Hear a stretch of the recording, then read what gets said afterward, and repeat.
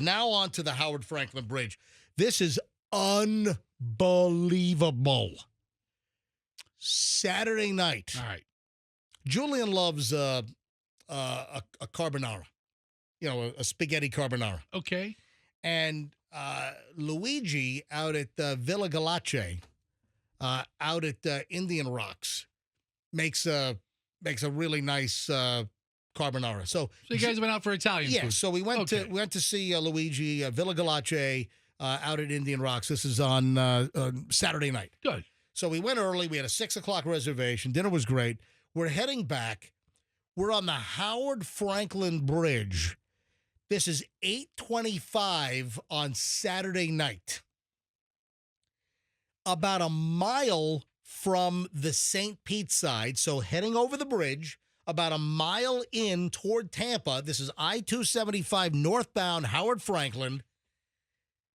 I start seeing brake lights and people swerving ahead of me. I'm like, what the hell? What are they trying to miss? So I hit the brakes, and then I have to quickly move. I'm in the number 3 lane. I'm in the lane that has the problem. There's a freaking refrigerator in the number 3 lane. Dude, it fell off the back of a truck. It wasn't a full size, like a regular kitchen. Like something you'd see in a home? Yeah, it was, and it was not like a mini fridge like you'd see in a college dorm. What the hell was it? Or in somebody. It was sort of in the middle. Like a garage fridge or It or was. something? It was like twice. It was like a large mini fridge. Like what a fat kid in college would have? Like you. Yeah. What you had in college. I can't have that. I went to junior college, but Get me a bucket. I need a big old fridge, Dad. All right. Middle of the Howard Frankland Bridge, 8:25, Saturday night. And it's like, what the hell? It must have fallen off a truck. What happened to what ultimately happened to it? Did you call 911? Because you have to, they have to come out and pick that up. Or did somebody smash it to smithereens? Are there refrigerator parts on 275 right now? What? Oh, Andrew's saying we have a call on hold. All right. Somebody else apparently had the encounter. Did they hit it? Oh, hold on a minute. When you say encounter. Hang on. It's Amy. Amy, hang on a sec. I'll be right with you. So we called 911. So this is 8 o'clock-ish? It's not 8:30? No, it's not ish. It's 8:25. I'm asking. Okay. It is exactly 8:25. Howard Frankland Bridge. The far left lane is the number 1 lane. Then the next lane's number 2, number 3. And then, of course, the lane closest to the water, the right lane, that's the number 4 lane. This was number 3 lane, and there's a freaking white refrigerator in the road. So we called 911. I think we got a hold of Pinellas Dispatch first. They connected us to the Highway Patrol.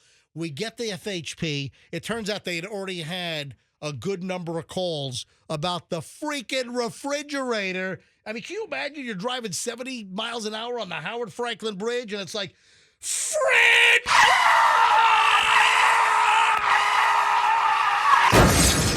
Can you imagine? Anyway, we didn't hit it. We swerved around it. But I'm like, oh, my God. And I'm telling the dispatcher, you got to get somebody here right away. This is going to cause a wreck. Someone's going to swerve, flip, burst into flames, fly off, cause a multi-car accident. Yeah, you don't think the 911 dispatcher already knows how serious it is? Let me tell you what another problem is. Most of the mile markers on the Howard Frankland Bridge, the paint is all peeling off. You can't even read the mile markers. So I'm trying to give the mile marker to the dispatcher, but they'd already had a bunch of calls. But still, hello, Florida Department of Transportation, 275 North, Howard Frankland. Clearly the exposure to the salt water in Tampa Bay over the years, it's destroyed the mile markers, and you can't even read them. It's like there's plates of aluminum where all the green and white paint for the mile marker, it's gone. Do you really need mile markers on a bridge? Yes, you need mile markers. Just know where the hump is. You need a mile marker. How many refrigerators were there that you needed a mile marker? Fix the mile markers, FDOT. Anyway, let me grab Amy. Amy, you're on the MJ Morning Show. Amy, did you see the fridge on the Howard Frankland? Yes. Everybody was going around it, and the car next to me was not slowing down. I was in the far right lane, so I started to speed up because I did not want to be next to it, and they hit it dead on without braking or slowing down. Oh, my God! Wait a minute. You saw a car plow into the fridge? right into it. Sparks Oh, on the ground from it moving. I thought it was a washer or a dryer. I didn't know it was an actual fridge. Did you stop? No, I was driving to work, and I was not stopping on the side of the road because I got stuck on I-4 earlier in December, and I was not doing that again. Oh, my God. You saw. What time did you see it? Because I let in anywhere between 8:25 and 8:35 because that's my average time around that all spot. right. So we saw it at 8. Now, when you saw the car hit it, was it the number 3 lane like I'm talking about? Yes, it was. Oh, it was my. dead center in the lane. So you must have been just behind us because we were there at about 8:25, and so you were just after us on the bridge. You saw a car plow into it at full speed? Yes. They did not slow down, nothing. They were actually speeding up. What kind of car was it? Do you know? Do you remember? It was a small, maybe about the size of like a Honda Accord, dark or black vehicle. I wonder what happened to the front end after they hit this thing. Well, what happened to the fridge? Did you see what happened after they hit it? It sparked on the ground, moved for a little bit, and whatever pieces had come off of it, a couple hit the back side of the car, but it was very, very small, like maybe kind of sounded like small hail hitting the car. Your car? Yeah, the back. Was there any, so obviously you looked at your bumper, was there any damage to your car? No damage, but I have an old, crappy car, so it really wouldn't have mattered. Yeah, you couldn't tell anyway. Oh, wow. Wow. So we were on the bridge almost at the same time on Saturday night. Yeah, I came off of Ulmerton Road, and it was shortly after coming off there when I was on the bridge, and everybody was going around, and I'm trying to look because I normally go in that lane, and then I see a big white box, and then as I got closer, it was shinier, and the person next to me was not slowing down. Holy and cow. just hit it So dead on. wait a minute. So the person smashes into the fridge, and they kept going? They never stopped? They stopped short when it happened because I don't think they had a choice. She kept going. It was sparking. I kept going. I didn't want to be next to it or near it because I didn't know if they were going to swerve into the lane I was in. Right. All right. So the car that smashed into it, they did slow down, you think? No. They only slowed down on impact, if they even did, because they kind of moved a little bit further, quite a bit with the sparks. All right. So once they hit the fridge, did you see whether the car just kept going to Tampa? No. They definitely didn't. They stopped. The person who struck the fridge stopped. She took off. She's hundreds and hundreds of yards away within a couple of seconds. Oh, that's yeah, of course. Yeah. That's unbelievable. So I wonder how much damage. Hey, it was Friday. Remember Friday? I'm talking about the ladders that I saw. Forget Yeah, ladders. I looked on every news feed. I couldn't find anything, and I thought, I was telling people at work, and they're like, "There's nothing on the news," and I'm like, "I don't know." I'm like, yeah. So what that means is there wasn't like a deadly accident or like a 12-car pileup. It sounds like one car smashed into the refrigerator, probably obliterated it, threw parts all over the place, and you got pelted on your rear end or the back of your car, I should say. Anyway. So. Yeah, there was no like horrific accident because of the fridge, or else, that would have made the news. But sounds like somebody's front end got effed up. Yeah, I thought they would have gotten hit from behind, but thankfully it was Saturday night and it was not that busy of a Saturday. Yeah, the bridge was not that busy at 8:25. Amy, thank you for calling in, and thanks for listening to the show. You're welcome. Thank you. How about Have that? a good day. You too. Right behind us on the Howard Franklin. I'm glad Amy wasn't the person who hit it. Can Sorry you for imagine? the poor bastard that did hit it. So our X5 got lost in the garage during Helene with the flooding at the house, and we got a brand new X5 back on like November 15th. Can you imagine if we plowed into that fridge at 65 miles an hour on the Howard Franklin Bridge? Second claim in 90 days. Oh, my God. USAA would hate you. They're like, what the hell? They would have Gronk come to your house and kick your ass.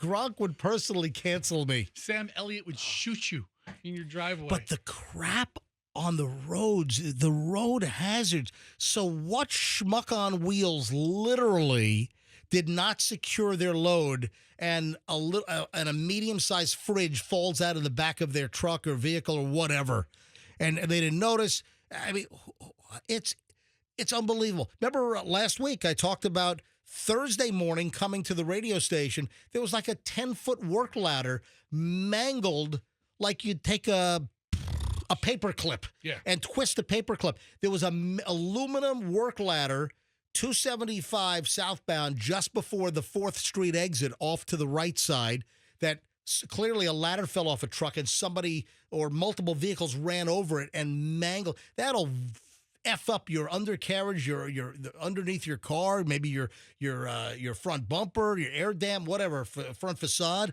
And then on what was it? You saw 2 ladders. I saw 2, and then going home that day.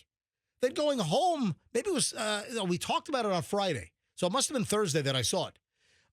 And then going home, there was another freaking work ladder. This was 275 northbound on the far left. Oh, my God. I mean, just the crap that people secure your freaking loads. And while I'm talking about the interstates, move over. You know, they're really, going to crack down on move over. Move over for what? Like emergency vehicles? Yes. And then did you see there was like an 18-year-old kid on a motorcycle? That was the big traffic jam on, was that Friday?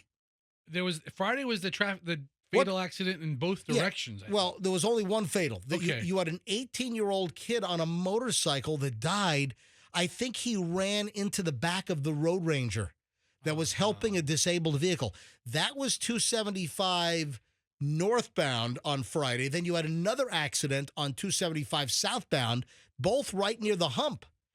And the poor kid, you had an 18-year-old on a motorcycle that perished because he ran into the back of the Road Ranger that was assisting a vehicle. Was the Road Ranger in his vehicle? Yeah.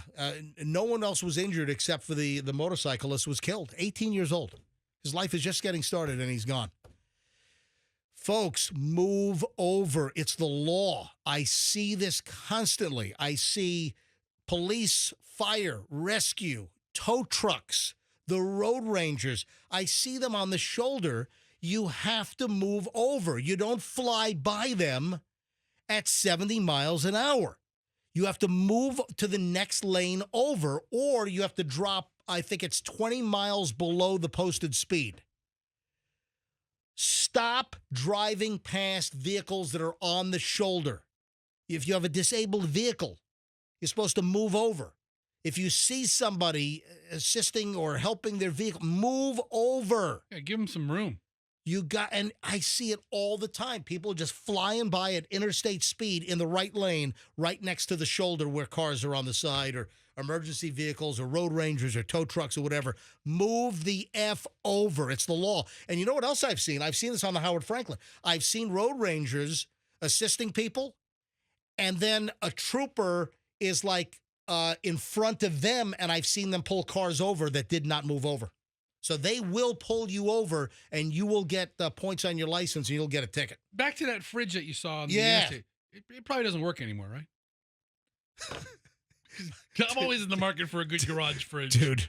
I mean, it's probably, Dude, that fridge is, I'm sure after the car hit it head on. I mean, it's probably, I'm sure that thing just exploded. No longer functioning as built, as designed.